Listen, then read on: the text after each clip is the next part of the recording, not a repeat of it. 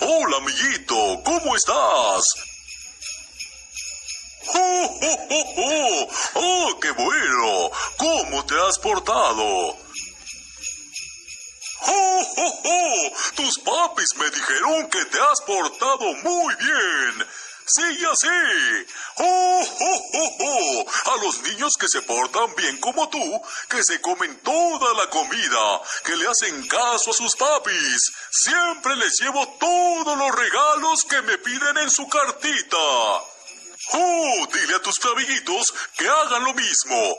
Así todos tendrán sus regalos de Navidad. Recuerda que yo tengo un telescopio muy potente y me doy cuenta de los niños que se portan bien y de los que se portan mal. Y mis amigos los duendes los ponen en la lista de niños buenos y niños malos. Te voy a decir un secreto.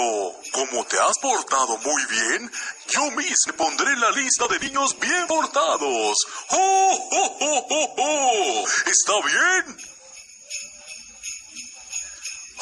Bueno, me tengo que ir. Voy entrando a la fábrica de juguetes y aún tengo mucho trabajo por hacer. ¡Nos vemos en Navidad! ¡Adiós, amiguitos!